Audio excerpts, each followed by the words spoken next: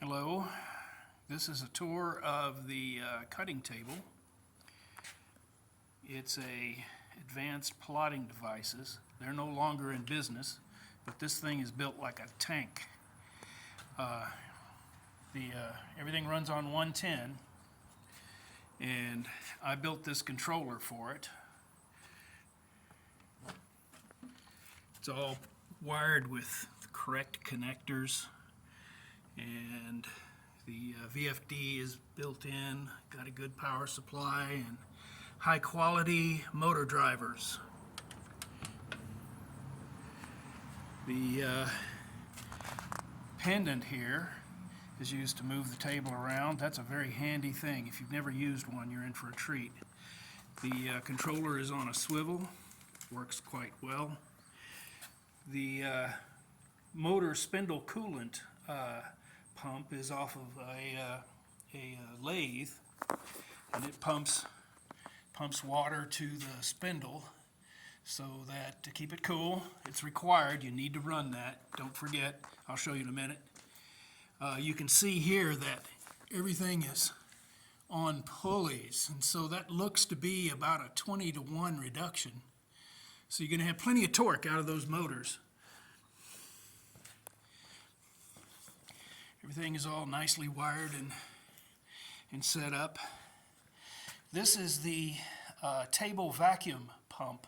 It runs on 220 3-phase, and it's not really sucking material down to the table. I believe that the spoiler board needs to be skinned. Here's the switch and everything for the pump. It actually runs, that's a 3-phase converter. That's where it plugs in. All right, so this table comes with a lot of documentation. Just about everything about it is documented somehow or another. And now I'm going to start it up. So there's two switches here. This switch controls the actual controller itself. You can see it's in the process of booting up. It's got a 32-bit microcontroller in there. This is standalone. It does not require a computer of any kind in order to run. This switch controls the spindle motor. It takes a moment to start. There it goes. Fans inside are spinning up. And I always start the cooler motor first. You can see the fluid going back into the tank there. So I have, this table is already set up and zeroed on the work. This work is screwed down to the spoiler board in order to keep it stable. And so I'm going to go over here, and you see the reset there is flashing. So I hit reset, take it out of reset mode. And now I'm going to hit the mode button twice. And you see now it's MPG. And so we can use the pendant to move things around. I'm going to try to get both of them in here. You have to press the button in order to get the pendant to work. I don't have enough hands. I need another hand. Well, anyway, you can't really see that. But the Z-axis is moving. You see it's set to Z, 100. Everything's set to inches. This will also do millimeters. I use inches in general. And so it's got a magnet on it. Works pretty well.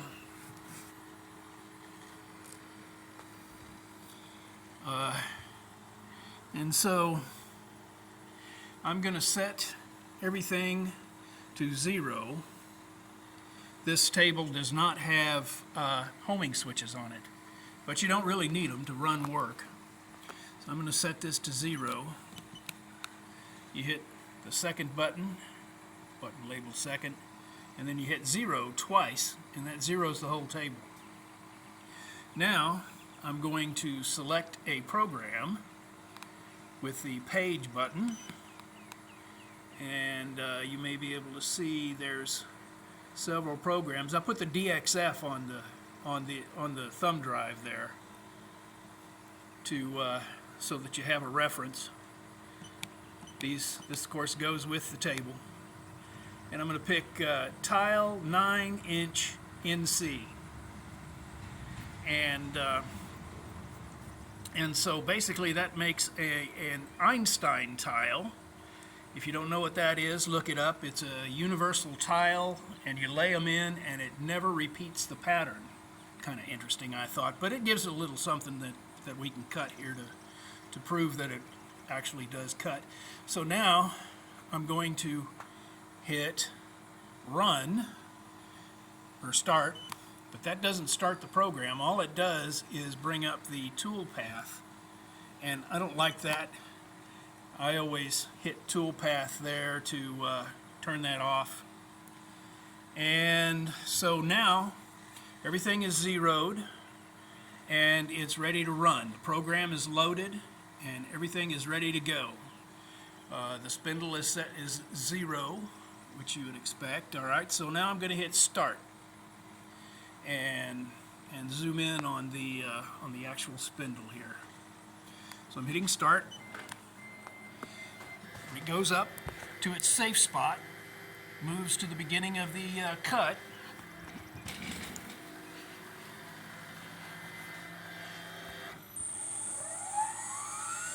now it's going to plunge into the work. See the pulleys pulleying.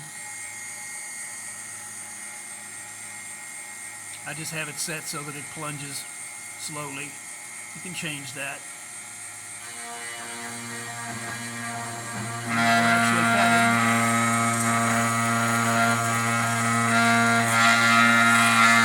Cuts pretty fast.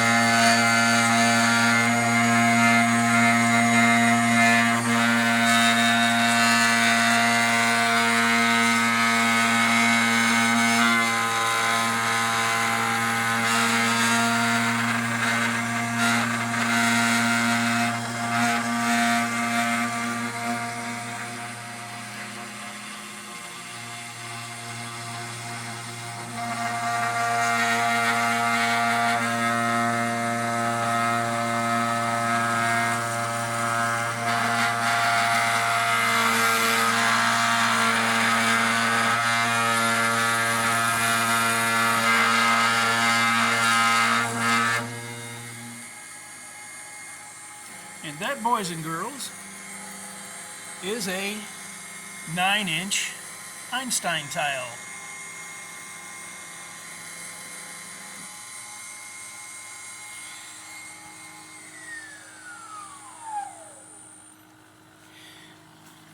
So this table works really good. I'm pretty happy with it. I guess I'll keep it if I can't sell it. $4,000 is what I'm asking, and I think it's worth every nickel of that. That's actually a very, very fair price. And so if you want it, give me a message, and I'll be happy to talk to you. Thanks for watching.